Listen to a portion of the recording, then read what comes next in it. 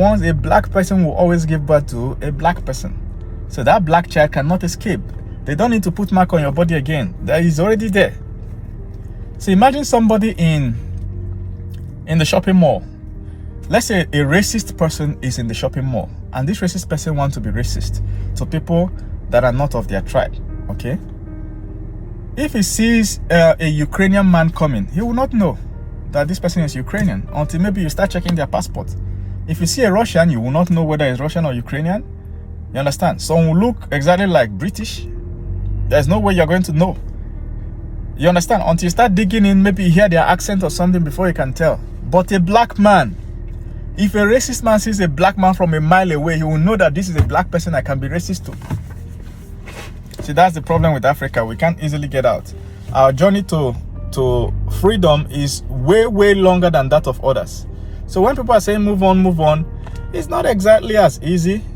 Yeah, it's the right advice, but it's not exactly as easy when the thing that is plaguing you is still there. The challenge you're having is still there. Where are you moving on to? So black people, we can't easily escape this racism thing. You understand?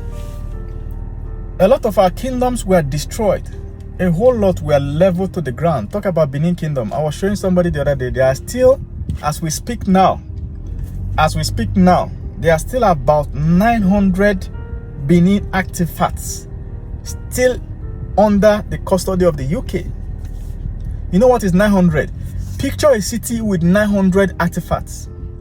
Even your current town now no get reach 900. You understand? Artifacts, something that they will say, this is the statue of so and so person in our society. This is the statue of this. This is the statue of this idol.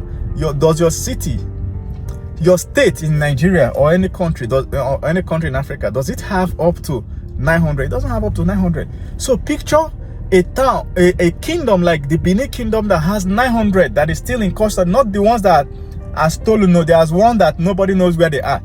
Those colonial masters, they keep it in their family. If you go to their house, inside their safe, you will see this one that their grandfather took from Nigeria.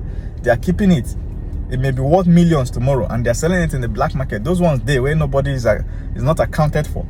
There was one that one man returned. He said that he has repented.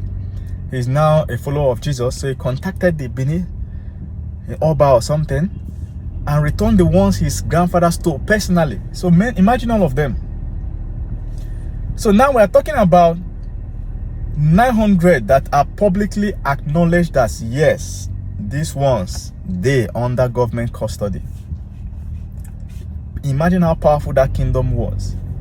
But that invasion happened, it was destroyed. It was not just destroyed, the walls. They said the walls are the biggest, the largest man-made structure on earth.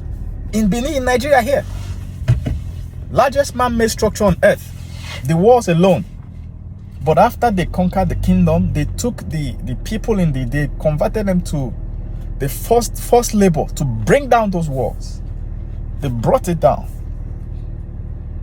So you're telling somebody to move on. It's not exactly easy when your kingdom is down.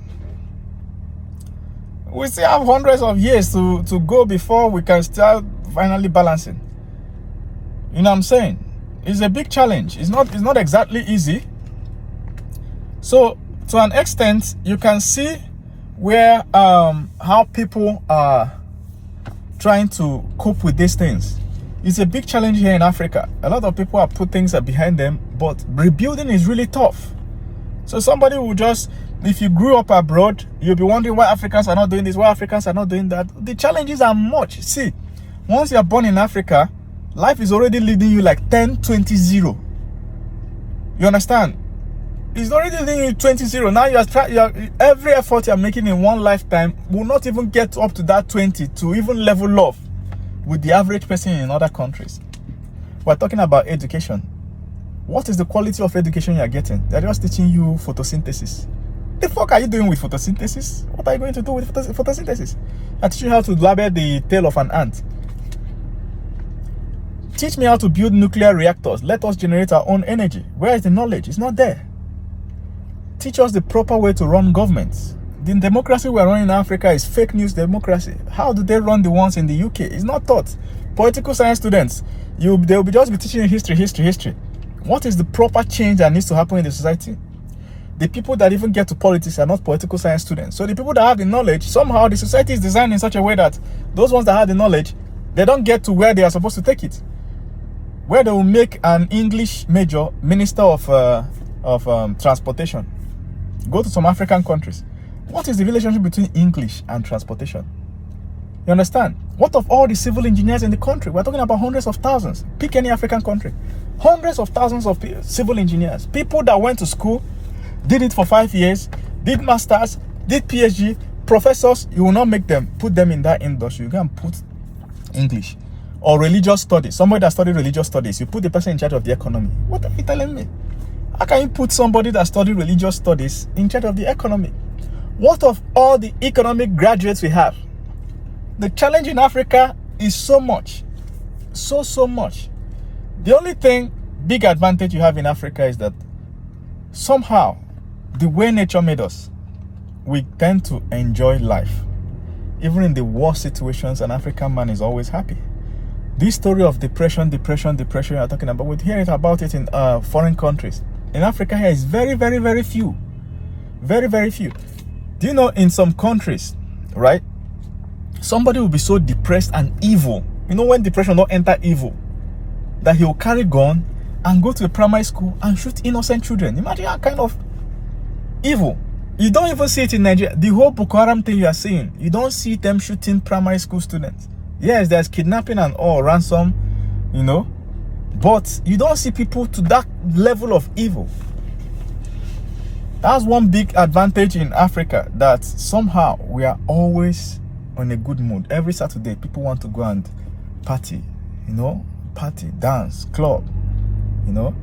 Every morning, your neighbors will come and check up on you. How are you doing? This, that, you know. It's a whole different thing. When you travel abroad, nobody gives a shit about you. If anything happens to you in your apartment, your neighbor will not know for 10 years. They don't care. If somebody is beating you on the street, people will look at you and pass. They will not put hand. In Africa, if you're in trouble, everybody will rush. You understand? So that communal life is very active and very alive in Africa. That's one big advantage of staying in Africa. And in Africa, we still have families. You know, you still know where your uncles, your aunties are, your cousins, you know, whether you guys are beefing or not, but you still have that. If something happened to you, everybody will gather. Before you know it, you are seeing 20 to 30 people that are related to you will gather. Abroad, it's just one man, one wife, and maybe one child. Before you know, they have divorced. Africa still has families. Families in Africa don't divorce. Divorce rate in Nigeria is 0.3%, not up to 1%. So out of 100 marriages, not up to 1 divorce. Before you see divorce, in Nigeria, divorce is 3 in 1,000. 1,000 marriages, 3 divorce. Abroad, in America, it is 1,000 marriages, 600 divorces. Can you compare 3 to 600? So when it comes to community, human relationship, that is where Africa has a big advantage. You understand? But if you're talking about effects of colonialism, we're not through it yet. We're doing our best. Any country you point at in Africa is doing their best. Even the ones that are being ruled by dictators. Think about it. Let's say some colonial masters, it's easy. That's colonial strategy if you read history. Instead of changing presidents often, it's always easier for colonial invaders in any part of the world. It's always easier for them to appoint one dictator that will stay. This is the one that they will always talk to, he will control the rest. They don't like all this change of government. You understand? That's one thing. So imagine that they bring to you, you guys are rotating government and they corner you one day and say, we're going to kill you unless you take out this guy and stay there forever.